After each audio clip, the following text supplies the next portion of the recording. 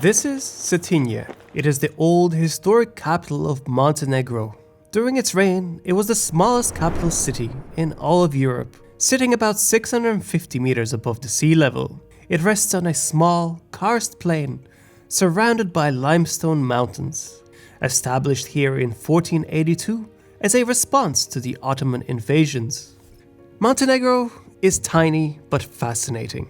In the morning, you could find yourself skiing in one of its many mountain ranges, and by the evening, you could be swimming in the Adriatic. Unsurprisingly, the modern country is almost entirely supported by tourism. By some estimates, the fastest growing tourist market in the world. The number of visitors arriving each year greatly surpasses the country's population of some 620,000.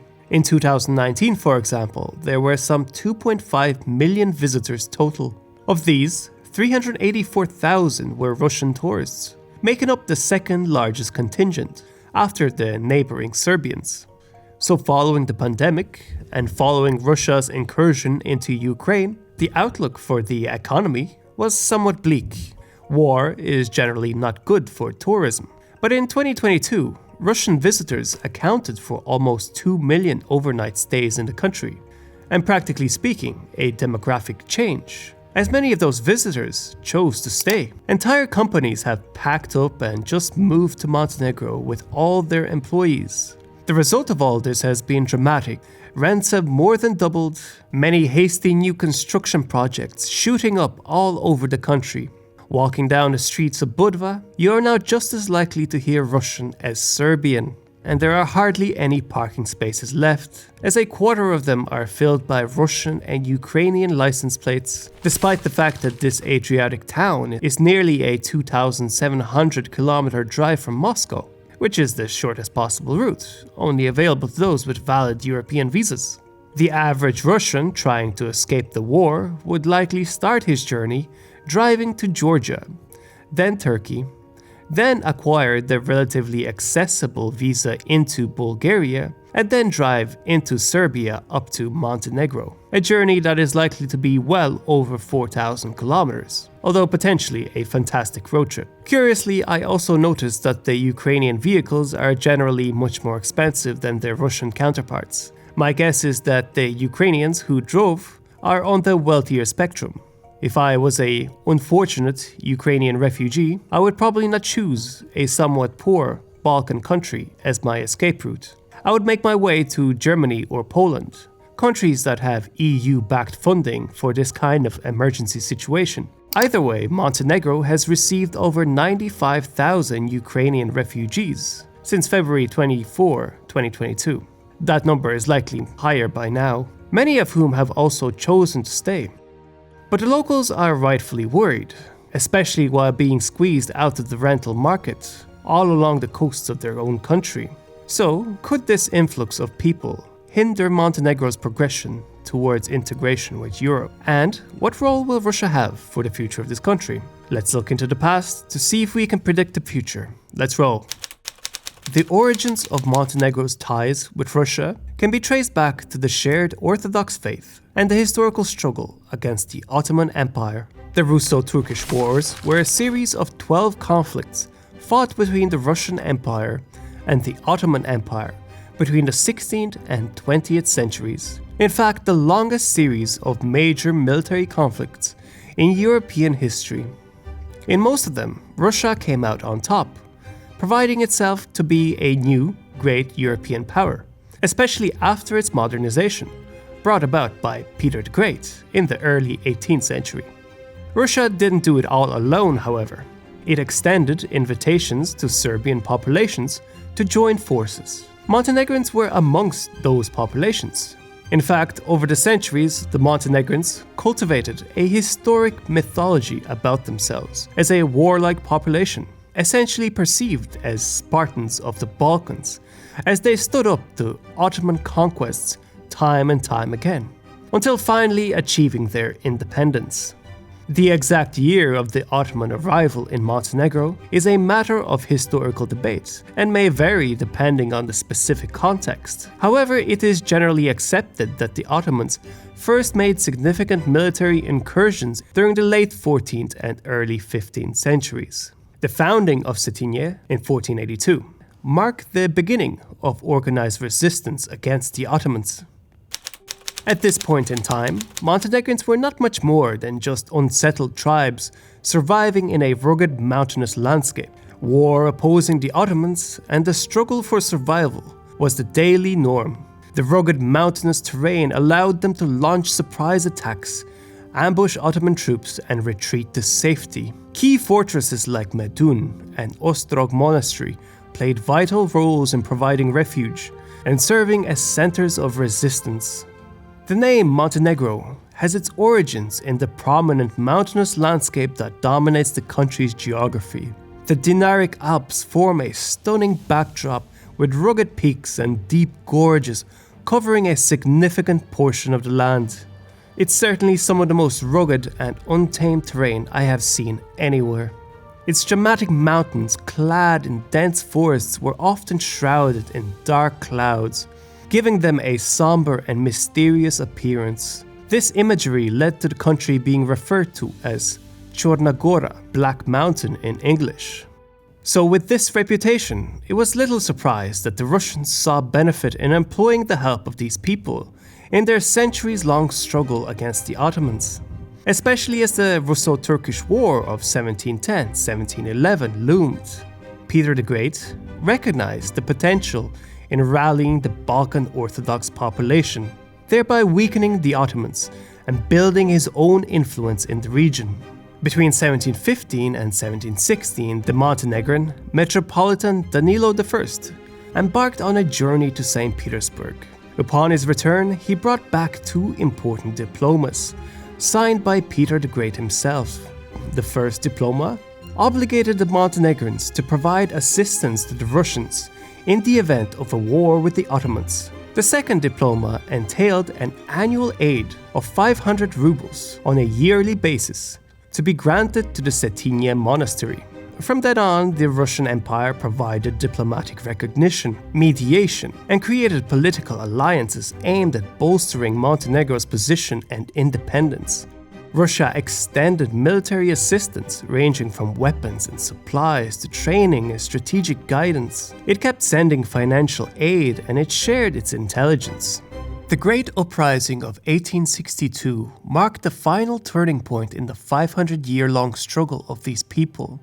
The uprising witnessed a united Montenegrin front rallying against Ottoman rule with the support of local volunteers and international sympathy. It set the stage for the eventual realization of Montenegro's independence. The war resulted in a considerable extension of the Montenegrin frontier and the acquisition of a seaboard on the Adriatic, as well as the weakening of Ottoman hold over the whole region. In 1868, Nicholas I, the last king of Montenegro, embarked on a journey to Russia where he received a warm and affectionate welcome from Tsar Alexander II. The close ties between the ruling families were exemplified by the marriages of two of King Nicholas's daughters. These marital alliances further strengthened the connection between Montenegro and Russia, both on a personal and diplomatic level. Although on the winning side in the Crimean War, Ottoman Empire continued to decline in power. The financial strain on the treasury forced the Ottoman government to take a series of foreign loans at such steep interest rates that, despite all the financial reforms that followed, pushed the empire into unpayable debts and economic difficulties. Then came another Russo-Turkish War between 1877 and 1878. The Russian Empire gathered a coalition including Bulgaria, Romania, Serbia, and Montenegro, with the goal of pushing the Ottomans out of the Balkans for good, unleashing its dogs of war, so to speak. For Russia, it was about recovering territorial losses endured during the Crimean War of 1853-1856 and re-establishing itself in the Black Sea. Slavophiles, including Dostoevsky, saw in the impending war the chance to unite all Orthodox nations under Russia's helm, thus fulfilling what they believed was the historic mission of Russia. The Russian-led coalition won the war, pushing the Ottomans back all the way to the gates of Constantinople. The principalities of Romania, Serbia, and Montenegro, each of which had de facto sovereignty for some years, formally proclaimed independence from the Ottoman Empire. Following World War I, subsequent negotiations aimed to reconfigure the political landscape of the Balkans. One of the main proponents of the Yugoslav idea was the Kingdom of Serbia, which sought to unify South Slavic territories under its rule. Serbia's efforts were supported by the Allies, especially Russia, which had a vested interest in stabilizing the region and countering the influence of other Western powers. Familial connection, along with cultural and linguistic similarities, played a role in fostering a sense of shared identity amongst the South Slavic peoples, not to mention that they spoke the same language. Furthermore, Montenegro faced various challenges after World War I. The country had suffered significant loss, both in terms of human lives and territorial integrity. Joining a larger political entity like Yugoslavia was seen as a way to strengthen Montenegro's position and ensure its security in a volatile region. So in 1918, Montenegro's parliament voted in favor of unification with Serbia, and in December of that year, the union was officially proclaimed. During World War II, Yugoslavia was occupied by Axis powers, and Montenegro created many resistance movements against its occupiers. And the communist partisans, led by Josip Broz Tito, gained significant influence and eventually liberated Yugoslavia. Tito's regime, which emerged after the war, was initially aligned with the Soviet Union and received their support. However, as Tito's Yugoslavia pursued a non-aligned policy and sought to maintain independence from both the Eastern Bloc and Western powers, its relationship with the Soviet Union soured. During the breakup of Yugoslavia in the 1990s, Russia provided political support to the government led by Slobodan Milosevic, thereby once again supporting the Serbian nationalist cause. Russian weapons and military equipment were supplied to the Yugoslav armed forces, including during the Kosovo War. Moreover, Russia used its position as a permanent member of the United Nations Security Council. It frequently vetoed resolutions that were critical of Serbian leadership, shielding it from international condemnation and potential military intervention. This, of course, was relevant to Montenegro as a large chunk of the population, 28.73%, according to a 2011 census, perceived themselves as Serbian. So hardline Serbs living in Montenegro likely have the same affinity to Russia as Serbians themselves, thanks to all the support they received during the 1990s. Soon, however, political differences between Montenegro and Serbia became more pronounced. Montenegro pursued a more pro-Western and democratic orientation, while Serbia maintained closer ties with Russia and had a different approach to governance. These contrasting political paths contributed to a growing divergence. But more relevantly, Montenegro's economy was becoming heavily dependent on tourism and foreign investments. The Montenegrin government believed that independence would provide greater opportunities for economic development, attracting foreign investments and fostering closer integration with European institutions. As a result, in 2006, the fate of Montenegro's union with Serbia was determined through a referendum. 419,240 votes were cast, representing an impressive 86.5% of the electorate. The outcome was closely watched as it required a minimum threshold of 55% in favor of independence to validate the results under the rules established by the European Union. Ultimately, 55.5% were in favor of independence, while 44.5% were against it. The margin was narrow, with only 2,300 votes, surpassing the 55% requirement. Rather controversially, Montenegrins living in Serbia at the time were excluded from the vote. The international recognition of Montenegro's independence followed shortly after. Serbia, the member states of the European Union, and the permanent members of the United Nations Security Council all acknowledged and accepted Montenegro's newfound status as an independent nation. Montenegro distancing itself from Serbia was also a step away from Russia and towards the west. The hard pivot westwards was further cemented by Montenegro joining NATO.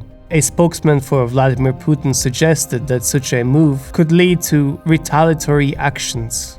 A coup in the now capital city Podgorica was allegedly planned and prepared for 16th of October 2016, the day of the parliamentary election. 2 Russian citizens who were members of the GRU service, along with a group of Serbian and Montenegrin citizens, were apprehended before the alleged attempt. Although the Kremlin denied any involvement in the attempted coup, there is strong belief that the plot was orchestrated by Montenegrin pro-Serbian and pro-Russian opposition groups in an attempt to stop NATO accession. Later, on April 28, 2017, Montenegro's parliament voted 46-0 in favor of joining NATO. However, most of the opposition parties continued to boycott parliament sessions, and protests against NATO ensued, with demonstrators even burning NATO flags outside the parliament. These events highlight the intense political climate surrounding Montenegro's NATO accession and the divisions within Montenegrin society with its complex geopolitical dynamics. Montenegro officially joined NATO on June 5, 2017, becoming the 29th member of the North Atlantic Treaty Organization. On that day, the Russian Foreign Ministry said,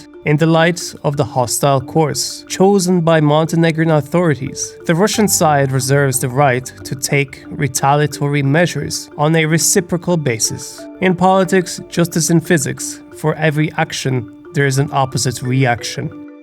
So politically, Montenegro seems to have its sights set towards full integration into Europe. The euro is already in use as it became the national currency in 2006. The freshly elected president, Jakov Milatović, stated that he expects Montenegro to join the European Union by 2027 or 2028. And the war in Ukraine has further weakened Russia's hand in the Balkans as a whole. The EU and United States have taken steps to ensure regional security, aiming to prevent Russia from creating distractions. One significant gesture was the reinforcement of the EUFOR mission in Bosnia, with an increase in troops on the ground from 600 to 1,100. The objective of the mission is to support the implementation of the Dayton Agreement, which ended the Bosnian War in 1995.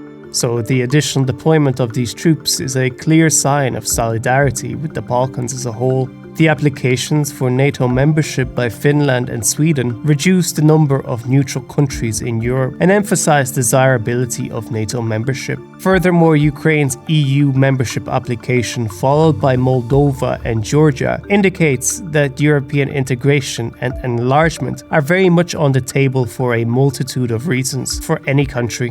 So while there are Serbian public figures and media channels which support Russia's invasion of Ukraine, the pro-Western sentiment that has been building in Europe due to the war and the momentum of an expanding NATO and EU is stacking the deck against the Kremlin, especially as the limits of its geopolitical power are being clearly stretched, squandered, and shown to be inadequate. There isn't much of a choice to be made for Western Balkan countries like Montenegro. It's just a matter of how soon they are going to arrive at their destination. So despite the fact that my current hometown is basically just a Russian beach playground, I do not worry about its future. If anything, the Muscovites are bringing business, innovation, and modern attitudes that may be transformative for this country. And they're most certainly bringing their friendship, for all Russians I've spoken to are quite vocal about their disdain for what is happening in Ukraine. The political evolution of Montenegro since the mid-1990s challenges the common belief that conflicts over nationality and territory in the Balkans always lead to violence. It also demonstrates that ethnic identity in many parts of the region is not rigid but can change over time. Montenegro is an open-minded country, ready to embrace a new and bright future. The many centuries of Ottoman invasions have been largely forgotten, making the shared history with Russia almost irrelevant. The future for Balkan countries like Croatia, Montenegro, Albania, Bosnia, Macedonia, Kosovo, Bulgaria, and even Serbia are with the West. By the way, I love this picture of Dmitry Medvedev next to Filip Vujanovic as the Montenegrin president towers over the Russian. Montenegrins are actually some of the tallest people in the world, usually coming in second place after the Dutch. Now, I very much glossed over the 1990s and what happened during that fateful decade, filled in by watching my video on Bosnia. And this is my Patreon map. Everyone on this map is a legend. Thank you very much. Patreon support gives me disproportionate amount of motivation, so please consider putting yourself on the map. Cheer perspective out.